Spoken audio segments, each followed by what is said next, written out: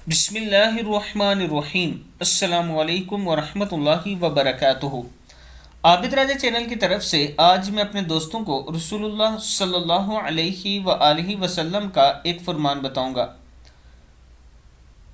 उससे पहले मैं अपने तमाम दोस्तों से रिक्वेस्ट करूंगा कि एक बेवा औरत है जिसने मुझे अपनी ज़मीन मस्जिद के लिए दी है, क्योंकि उनका एक ही बेटा था, वो भी फौत हो चुका है। अब वो बेटे के नाम पर मस्जिद बनवाना चाहती हैं। मैं अपने दोस्तों से गुजारिश करूंगा कि आप दोस्त तावन करें ताकि ये मस्जिद बन सके। और ये बात याद रखना, जो पैसा आप किसी भी मस्जिद में लगाते हैं इसका सवाब ही आपको क़यामत तक मिलता रहेगा। और ये बात भी याद रखना कि जिनके वालिदैन फौत हो चुके हैं वो खुसूसी तौर पर मसाजिद के साथ तावन किया करें और वालिदैन के नाम पे किया करें ताकि अजर व सवाब उन्हें मिलता रहे। जो दोस्त तावन करना चाहते हैं, ये मेरा व्हाट्सअप नंबर मौजूद है, इस पर इजी पैसा और जायज़ कैश भी मौजूद है।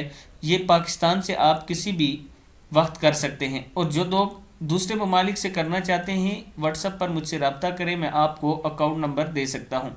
तो शुरू करते हैं। बिस्मिल्लाहिर्रहमानिर्रहीम। नमाजी के आगे से गुजरना। हुजूर अकरम सल्लल्लाहु अलैहि व आलिहि वसल्लम ने फरमाया, अगर नमाजी के आगे से गुजरने वाला ये जान ले कि इस पर किस कदर गुनाह है, तो इसको नमाजी के सामने से निकलने से 40 साल खड़ा रहना ज़्यादा पसंद हो।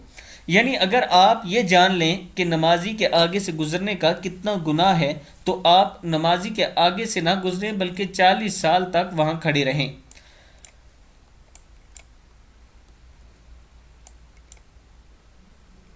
एक हदीस में है, एक सहाबी कहते हैं कि मैं नहीं जानता कि 40 दिन कहा या 40 माह या 40 बरस। सही बुखारी की हदीस है।